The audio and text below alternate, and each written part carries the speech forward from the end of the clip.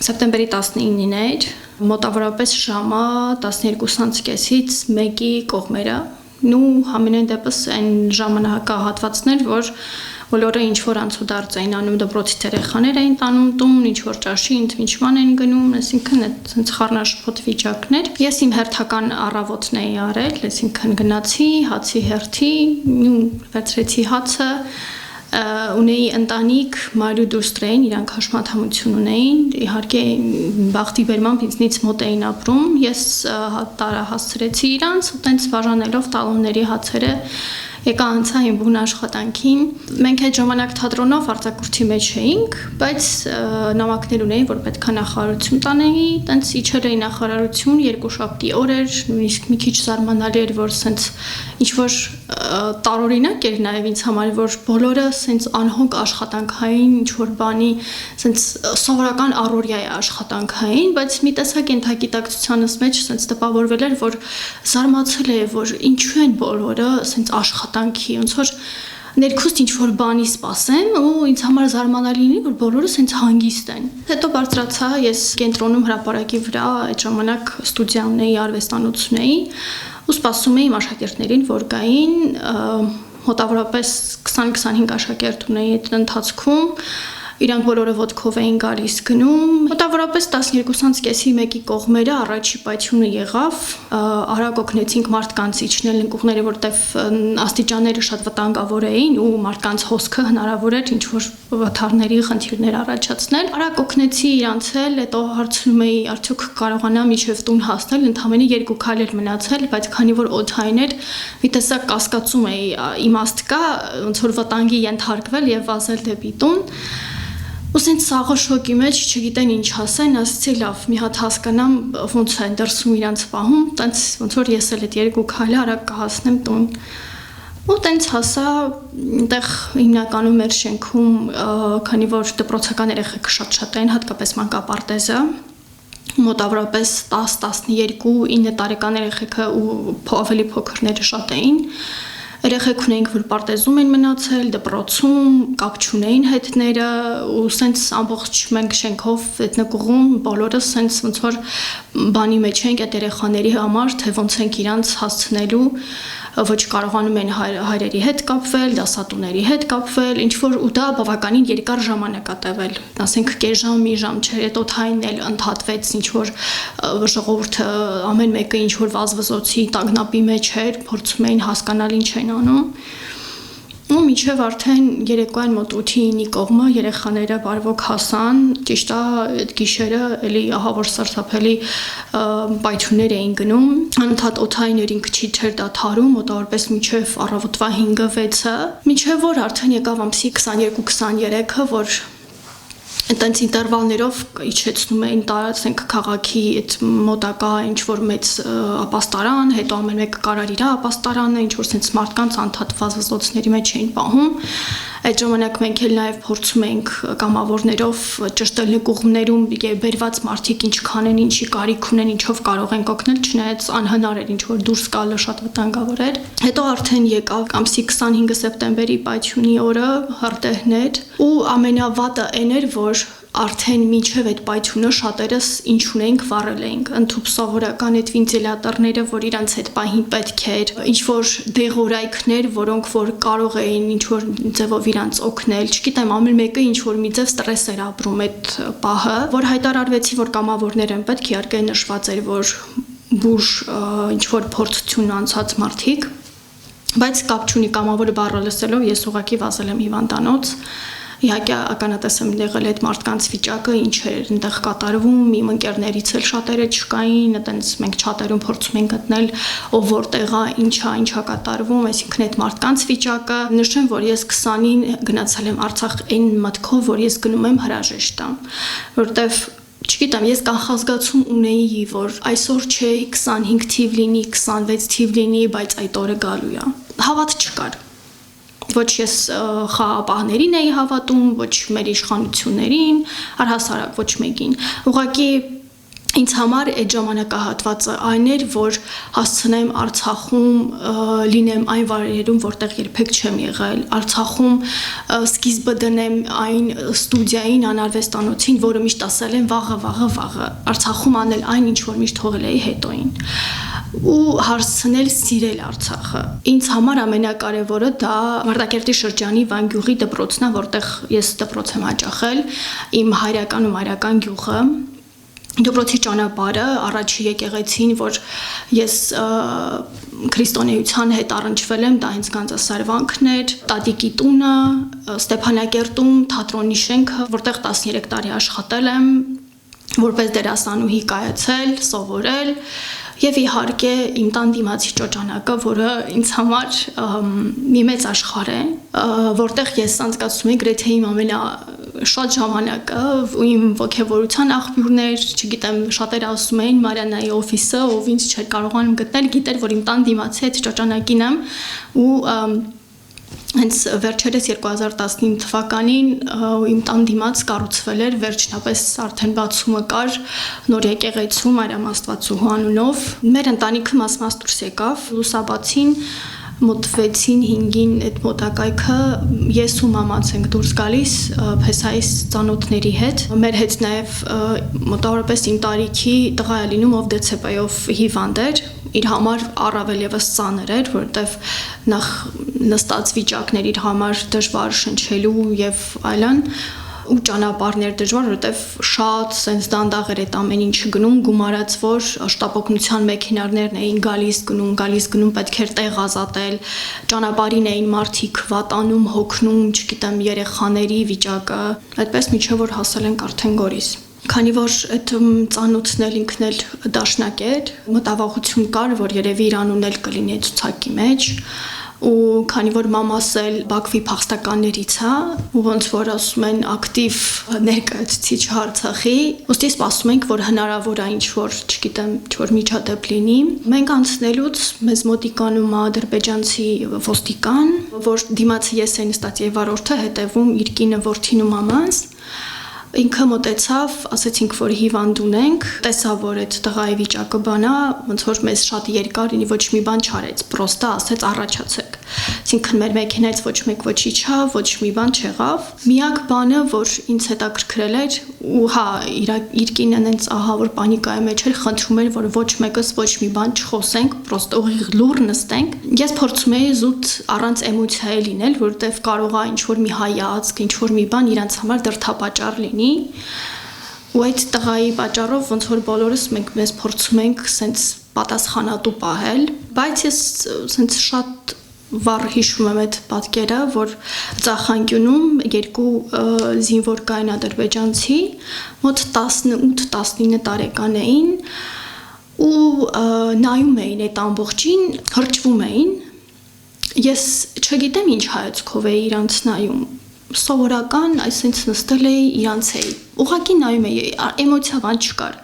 բայց իմ հայացքից շրջվեցին իրանք ինձ նայեցին, հետո այս մեկը կողքին հրեց, որ քեզ հավաքի, ու սենց երկուսով զգաստ կանգնել են, ինձ են նայում, ես ուղղակի գլխով եմ անում, որ այո, ոնց որ դուք պիտի զգաստ կանգնեք, այսինքն կապ չունի, որ մենք դուրս ենք գալիս,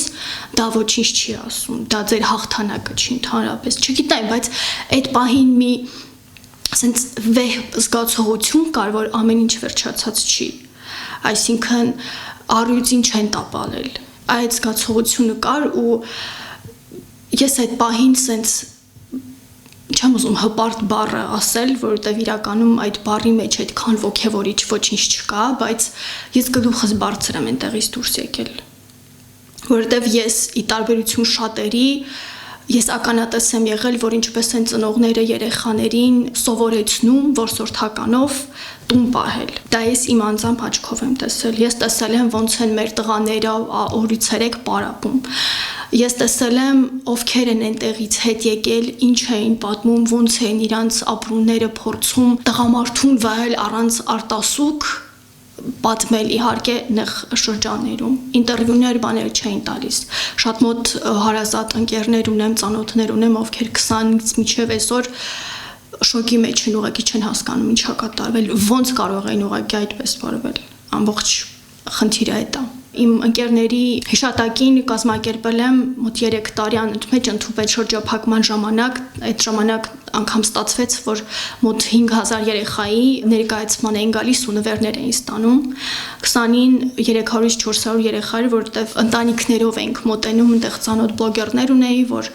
կապեցին Ռուսաստանից երիտասարդներ, անհատներով էինք այսինքն արել, եւ արդեն ինքը ոնց որ ավանդույթ դարձավ։ Հենց 23-ին, որ բլոկադայի սկիզբն էր, մենք այդ ժամանակ դեկտեմբերի 9-ին, 10-ին մոտավորապես Ռուսաստանի հրախաղերից եկանք ու շատ արագ սկսեցինք ներկայացմանը պատրաստվել անկախ նրանից որ բլոկադա էր, մենք չսպասեցինք ոչ մի բանի եւ ընտանիք էր լինում, որ մտնում ես հղի կինա մի շաբաթից պետքա ծննդաբերի, բայց չգիտի իր որդուն կամ երեխային աղջկան ինչով պետքա կերակրի ու չգիտեմ, այսինքն տենց շատ շոկային տեսարաններ կար, որ մտնում ես տուն ու չգիտես ինչ ասես, ինչպես իրանց ամրապնդես, իհարկե մենք այդ հարցազրույցները անում էինք, որ ուղարկեինք համաշխարհային մարդու իրավունքներ եւ այլն, չգիտեմ, ինչ որ բարձր տեղեր, ոնց որ պարապ չմնալու պատճառեր, բայց այնպես չէ, որ մենք այդ ամեն ինչին հավատում ենք։ Դա ուղղակի ոնց որ ասես, որ ես գոնե մի բան արել եմ։ Նույնիսկ որ կամավորագրվել էինք, հացի փռի հետ խոսացել էի, իրանք անվճար հաց էին տալիս տարեցներին, ովքեր որ չէին կարողանում հերթերում կանգնել։ Սկզբում 2 օր 1-2-ական հաց էինք տանում, հետո որ սղացավ, խնդիր դարձավ, ալուր չէր հասցնում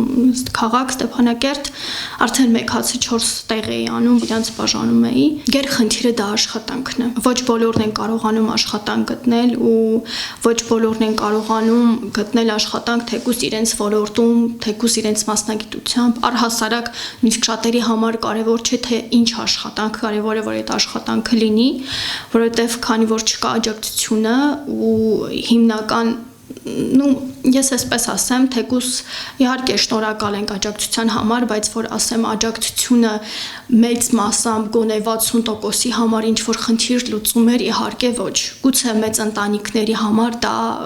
ինչ որ մի ձև օգնություն էր, փրկություն էր, բայց ասենք 2 հոգանոց ընտանիքում օրինակ բերեմ իմ այդ ծանոթներեն, որ մայր ու աղջիկ հաշմանդամ են, չեմ կարծում, որ դա իրանց ինչ որ մի ձև կօգնի ոչ տան վարձ, ոչ կոմունալ, ոչ սնունդ, մանավանդ որ երկուսն էլ չեն աշխատում ու այս տեղահանման հետ միասին թոշակառուներն էլ բախվեցին թոշակների կրճատման, ինչ որ տարբերությունների հետ, ընդհանուր նաև հաշմանդամների հետ, ինչ որ խնդիրներ առաջացավ, որոնք որ անդադ վերանայման հարցն է, կամ շատերը, ասենք, որ տեղափոխվել են, պետք է անցնեն թոշակի, բայց ինչ որ անհասկանալի տարիների կրճատումը, որ դա եղել է 2000-ից մինչև 2024 թիվ, այսինքն Արցախի ժամանակաշրջանը, Լեռնային Ղարաբաղի, ոչ թե ԽՍՀՄ-ի շրջանը, որ անհասկանալի է, թե ինչի են գործնում այդ տարիների փորձը։ Հիմնականում շատերը առողջության խնդիր ունեն, մասնավորապես հետբլոկադայինը, որովհետև ես նույնպես, քանի որ ռիսկային գոտում էի, այդ ժամանակ էլ ես նաև իմ տեղեր իհարկե չկար, բայց բժիշկների հետ կապի մեջ էի, որ չգիտեմ, ինչ որ տենց շատ վատթարային վիճակ չլիներ, երբ որ եկել եմ, անցել եմ ստուգումների ու ոնց որ նաև տարբեր բժիշկների հետ շփվելով, տարբեր հանդիպումներ ունենալով, արդեն իսկ գիտեմ, որ բավականին մեծ քանակը ընդհանուր առանց անկախ տարիքի ունեն շատերը հիմնականում քաղցկեղային ախտանշանների հիվանդություններ։ Ես մի քանի այլ հանդիպումների ժամանակ փորձել եմ բացատրել, թե ինչի համար է կարևոր այդ անձնագիրը։ Շատերս ագրեսիվորեն են մոտենում, որովհետև իրանց մոտ դեռ այն պաշտպանիչ շերտն է, որ իրանց թվում է, թե թեկուզ անձնագրի փոփոխությունը այն բանն է, որ դու իրան ասում ես, որ Արցախը քոնը չի։ Այդ անձնագիրը միակ բանն է իրանց մնացել, որ իրանք արցախցի են, կոպիտ ասած։ Իրանց մոտ այն հասկացողությունն է, որ իրանք զրկվում են Արցախից, իրանց վերում են փաստի առաջ են կանգնեցնում, որ էլ ընդհանրապես մոռացեք Արցախ չեք գնա, այսինքն դու իրանք հենց այտենց են այդ ամբողջն ընկալում։ Բայց այստեղ հարցը այն է, որ այո, մենք այս պահին ես ունեմ 2 հատ Հայաստանի Հանրապետության անձնագիր։ Մեկում 07 կոդն է, որ Արցախի կոդն է, մեկը Երևանի կոդն է։ Տարբերությունները զուտ դա է, առանց որևէ տարբերության։ Պարզապես երբ որ դնում ես նորմալ բացատրում ես, որ դա Չակերտներով այսօր արդեն իրական անձնագիր չէ, որովհետև Հայաստանը ոչ գուցե ինչ որտեղ սխալ բացատրեմ կամ սխալ ոնց որ նշվի, բայց համենայն դեպս ոչ թույլատրվելի անձնագիր էր դա։ Ինքը սուղ չակերտների մեջ պայմանավորված տարված անձնագիր էր, այսինքն չէր տրվել ու չէր ընդունվել Արցախը համայն աշխարհին։ Օրինակ կար կազմակերպություն, որ տնտեսաշինությամբ էր զբաղվում ու ուզում էին մի այլ հատված անվանել են սկզբում Արցախ, ոնց որ Արցախի նոր թողամաս եւ այլն, մարդկանց վերաբերմունքը շատ ագրեսիվ էր։ Այն էր, որ դուք մեզ զրկում եք Արցախ վերադառնալու հույսից, մտքից, որտեվ թարմ է դեռ ասենք 5 տարի էլ անցնի էլի թարմ կլինի։ Պետք է շատ նրբանկատ այդ հարցերին մոտենալ, որ մարդը հասկանա, որ դա օգուտ իրան է խոսվում, ոչ թե փորձում են իրանից Արցախը խլել։ Մամաս ու տատիկս ծնվել մեծացել են Բաքու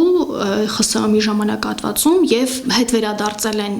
Արցախ, իհարկե մամայիս եւ տատիկիս ամուսինները արցախցիներ են բնիկ 1980 թվականի այդ շարժման ժամանակ են տեղափոխվել հետ Արցախ։ Իրանցը բնականաբար լինելու է գրած Ադրբեջան, բայց այլ հարց կլիներ իմը գրեին Ադրբեջան, երբ որ ես ծնվել եմ արդեն Արցախի տարածքում։ Ես դրան շատ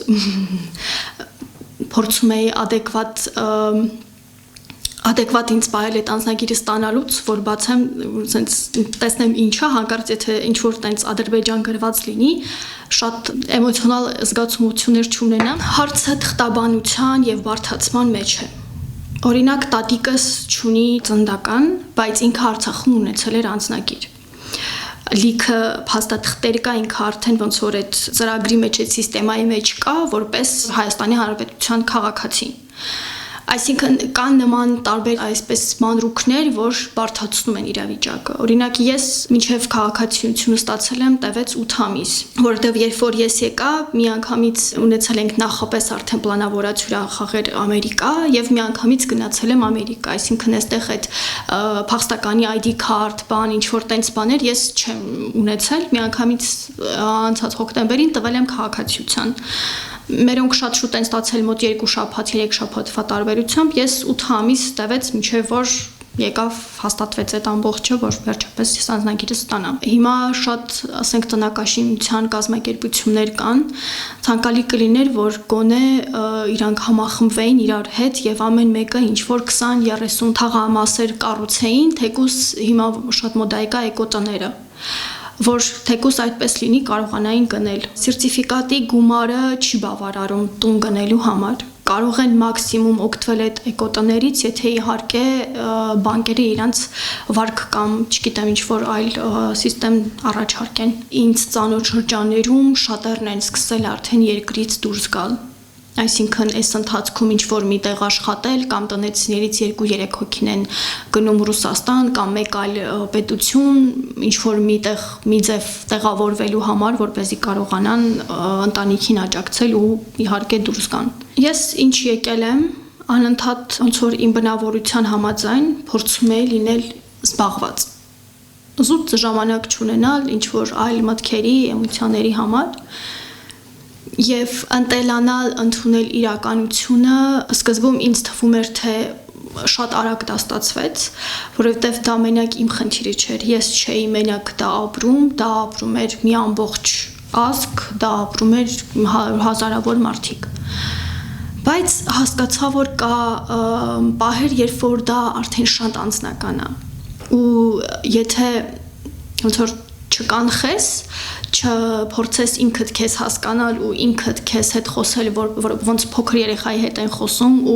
եւ բացատրել եւ ինչ որտեղ համոզել, որ վեր կենալ ու կանգնել, աշխատել, դուրս գալ տնից, չնստել,